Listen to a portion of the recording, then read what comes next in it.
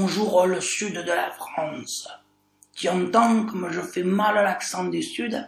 Mais ce n'est pas grave, car je pratique l'humour de persuasion. C'est-à-dire, plus je le fais, plus je te persuade que c'est rigolo. Comme une baguette de pain, comme un sapin, comme une chienne. Tu vois, c'est rigolo. Je viens te parler du théâtre de l'Observance parce que j'ai accepté d'être le parrain de ce théâtre. Alors pourquoi? Eh bien parce que c'est un théâtre qui m'a accueilli quand je n'avais absolument rien et qui m'a permis de faire Avignon alors que je n'avais pas d'argent. Et les directrices de ce théâtre, Aurélia et Céline, se sont comportées comme des petites mamans avec moi. Elles m'ont hébergé, elles m'ont fait mon linge, elles me donnaient la béquille comme ça. Allez, mange Jérémy, il faut que tu manges.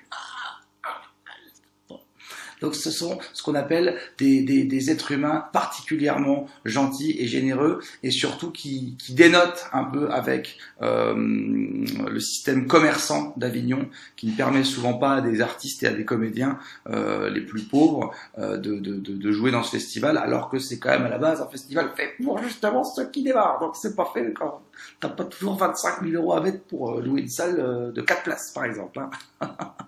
Donc c'est pour ça que j'ai accepté, parce que c'est un théâtre familial qui laisse la possibilité à des artistes qu'on ne connaît pas forcément de jouer sur scène et de faire Avignon.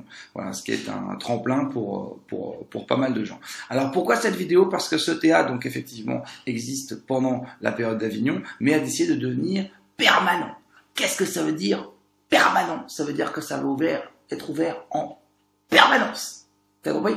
C'est-à-dire qu'il va y avoir maintenant une programmation annuelle. Donc je vous invite fortement à aller découvrir ce lieu. Et c'est climatisé en été. C'est-à-dire qu'ils ne se sont pas moqués de toi. Ils ont pas ouvert un hangar. C'est un vrai théâtre qui est tout neuf. Il y a 2 salles, une de 50 places, une de 80 places. Et j'ai décidé que mon nouveau spectacle, j'irai le roder là-bas. Donc en juillet 2015, j'irai rejouer mon spectacle Vent de pièces à Beyrouth dans ce théâtre. Tu vois comme je les aime, hein, parce que je gagne pas beaucoup de sous dans un 80 places. Tu sais que moi, quand même, ce qui me compte le plus dans ma vie, c'est l'argent. Hein.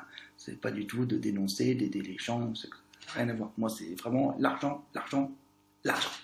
Voilà, donc essaye de découvrir cette programmation. Si tu es dans les environs d'Avignon, eh bien, prends ta voiture et vas-y, patate.